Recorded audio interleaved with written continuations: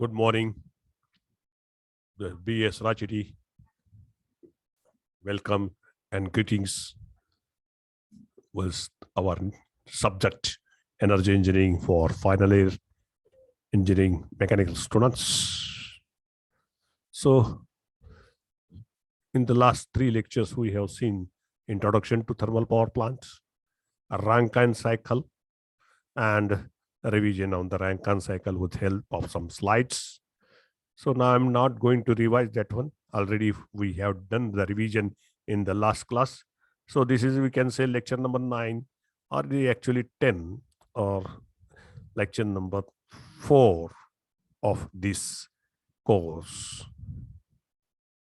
It is based on coal handling plant. So this is again a vast topic. I have tried my level best with the help experience I'm having in this field, so that you can understand in easier way. So I start with the slideshow. Okay, so what is the coal handling plant? This thermal power plant require coal as the main fuel. The coal received from the coal mines is in the raw form. Hence, coal preparation and transfer of the coal to the furnace is to be done in some section which is called as coal handling plant. Many devices are used for the same in coal handling plant. We will now call it as CHP. Various steps carried out in CHP are as below. We as an engineer, I have seen all these devices, most of the devices, most of the working conditions in the coal handling plant in thermal power plant, 210 megawatt and 250 megawatt sets. So what are the steps in the coal handling plants? Coal delivery, unloading of the coal, coal preparation, coal transfer, outdoor storage of coal, covered storage of coal, in plant handling, weighing and measuring, and lastly to sending it to the furnace. Coal delivery, the coal from supply points is delivered by ships or boats to the power plant if it is near to the sea or river, rail or trucks to the power stations which are situated away from the sea or river. Unloading, the type of unloading by truck, it is simple, just dump it down. But whereas it's coming from the train, you have to use some devices like rotary car dumpers, cranes, grab buckets, and coal accelerators. Some of the rotary car dampers we have seen in our plant, although costly, are quite efficient for unloading closed wagons. So this is a very effective, and it is one of the fast method, so that coal wagons can be, the wagons, rakes, you can say, coming from the railways, through the railways, they are removed at the faster rate, so that there will be no damage, or damage will be reduced due to this car dampers, etc. Third one, coal preparation. When the coal is to be delivered in the form of, is coming in the form of big lumps, and it is not of proper size, the preparation of coal can be achieved by crushers, breakers, sizers, dryers, and magnetic separators. So there are 3 steps actually to shown for the sizing of the coal. Sizing of the coal is the first step. Crushing and pulverizing are 2 types by which coal is sized properly to ensure complete. Why this sizing is required? To ensure complete combustion of the coal. Second one is incorporation of proper screens, so that heavy particles can be removed from the way going to the furnace. Incorporation of magnetic separators. So if any foreign material, the metal particle is going towards the furnace, that can be removed, so that further damage can be avoided. Condition of, so we are seeing next, so various steps. Conditioning of the coal. The fines in the coal creates problems in the proper combustion of coal on account of segregation effect. Segregation of fines from large coal pieces can be conditioned with water, so that it can settle down. This is usually done in moving or falling stream of coal for uniform moisture addition. This reduces the percentage of unburned carbon and excess air required for combustion of coal. So conditioning of coal is also one of the important step, you can say, activity in the CHP, blending of coal. What do you mean by blending of coal? In case of coal lots having excessive fines, then it is advisable to blend the predominantly lumped coals with lots containing excessive fines. Blending of different types of coal also help to supply a uniform coal feed to the boiler. So sometimes the gradations of the coals are there. You might have studied A grade, B grade, C grade. If the higher grade coal is there, and also we are having in storage the lower grade coal, this can be mixed proper so that the coal, this mixed coal can be sent, that we can call it as a blend, so that the cost of the fuel will be reduced, and this blended coal can be used in the furnace. And this is usually done everywhere. Okay, because high grade coals, the design of the furnace is such way that it may be moderate grade for moderate grade or lower grade, and if you are using high grade, then there will be a problem of sulfurication, and that will be creating the problem. So in order to avoid the sulfurication and also to reduce the cost, you can blend the low grade coal with the high grade, so that moderate grade coal can be sent to the furnace for burning. Benefication of coal. What is the benefication? This is the process of cleaning of a coal before it's taken to the thermal power plant. It includes sizing of the coal, here we have seen, and then removal of rocks from the coal. So removal of the rocks from the coal can be done either manually, it has to be done manually itself, and then ash removal of minerals associated with sulfur, and removal of surface moisture by drying and blending of coal. So beneficiation of coal consists of these all these steps. Okay, then desulphurization. After sizing of coal, sulfur from the coal is removed, as sulfur is health hazardous and corrodes the metal in the contact. Sulfur from periodic in combination with iron, calcium, which can be removed by hand picking, as are in the form of lumps, and other sulfur can be removed by simple washing and cleaning of coal. So how the sizing of the coal or conditioning of the coal is taking place in the coal handling plant, I have one diagram so that you can understand how the sizing or conditioning of the coal is taking place. So the coal coming from the mines, it is received in the hoppers. This pink color is vibrating breeder. This is the single deck screen. This is the double deck screen. Again here one more screen of 6 mm. And these are the hoppers. You can see I'm showing they are called as surge bunkers. Then again vibratory feeders are again two vibratory feeders are seen. This is the barrel, left and right side, two barrels are seen. This is the rotary breaker. Okay, and you can see the bunkers, 6 mm coal bunkers and fine coal bunker you can see at the last. Okay, so they are coming on the first screen. Then after screening, they are sent to the crushers. From again here, they can be directly sent to the rotary breakers also. Where the coal, higher size coal is broken into pieces and then sent to the screen, and to the next screen, that is called as a double deck screen, wherein the size of the coal is again reduced, and it is taken to the next screen, that is 6 mm screens, and then fine coal, which is being taken through these bunkers, they are called as surge bunkers, through the vibrating feeders to the barrels, and again by means of these vibrations and all this, the coal size is reduced. I'm telling in short. And through the dewatering screens, here in one screen, here is the scene. So the final coal of finer size, or 6 mm size, you can say, or 10 to 20 mm size of coal is being collected in the coal bunker, and then it is sent to the coal furnace for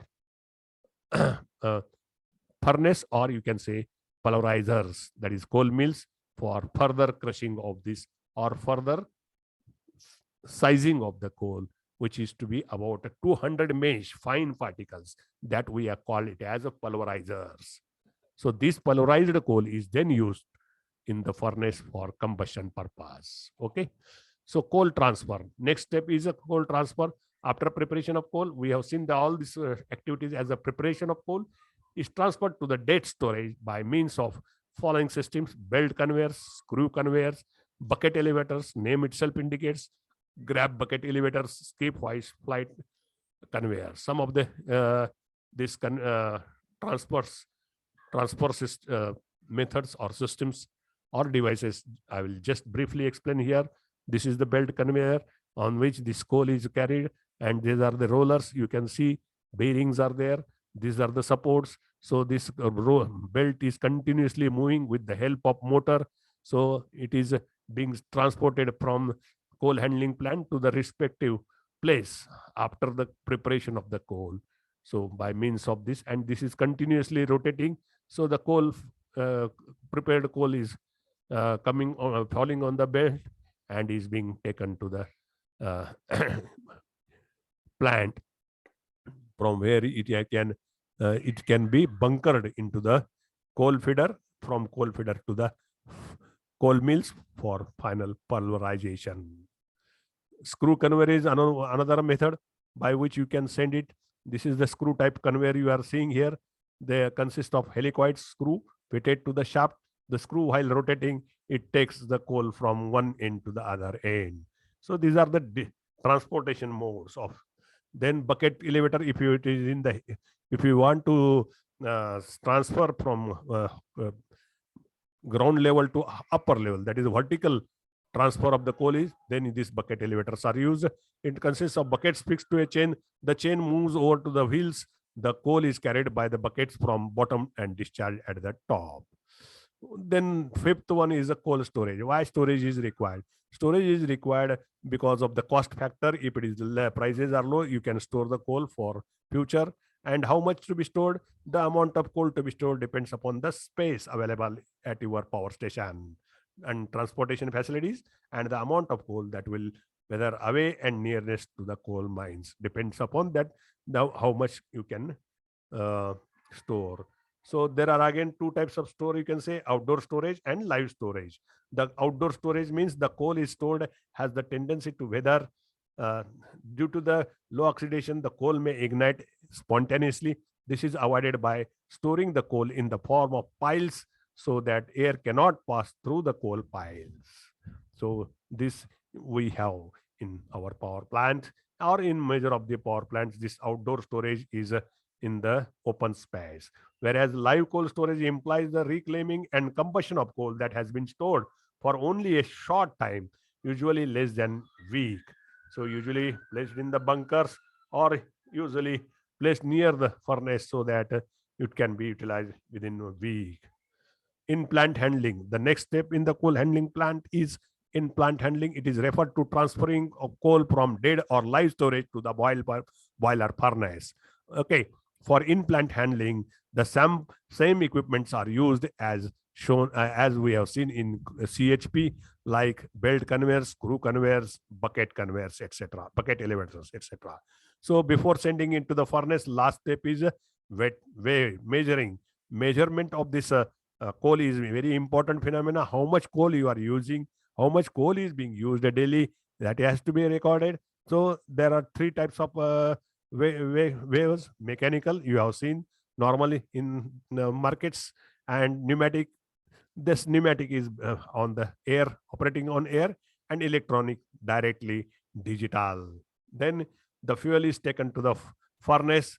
For fuel is burned in confined space called furnace. In the furnace, burners are used to burn powdered. Now here this word is used, powder. This powder form is done in the coal pulverizers or coal mills, and liquid and gaseous fuels are being burned in the furnace. This, for burning of these grades with a stoker, are used for coal or solid fuels. We are going to see in next topic. Types of furnaces. According to the method of firing, fuel furnaces are classified into two categories: grate fired furnaces and chamber fired furnaces. Grate fired furnaces, they are used to burn solid fuels. They may have stationary or movable bed of fuel. These furnaces are classified as under, depending upon the method used to fire the fuel and remove ash and slag. One is hand fired, and the second is this stoker fired. Hand fired and semi furnace are designed with a stationary fire grades, and stoker furnaces with the traveling grades or stokers will see next. Then second type of coal grade fire furnace are chamber fire furnace. They are used to burn pulverized fuel, liquid and gaseous fuel. Next, hand firing. So in hand firing, this is a simple method, less capital investment is and used for smaller plant. This method of fuel firing is discontinuous process, and there is a limit of to the size of the furnace which can efficiently fire by this method. While burning coal, the total area of air opening varies from 30 to 50% of the grate area. In a hand fired furnace, the fade is periodically showed on the grate, and it is heated by the burning fuel and hot masonry on the furnace. You have seen in the rails. So they are hand fired furnaces. Mechanical fires. So one type which we are going to see in little bit detail. Mechanical stores are commonly used to feed solid fuels into a furnace. So and large size power plants, medium and large.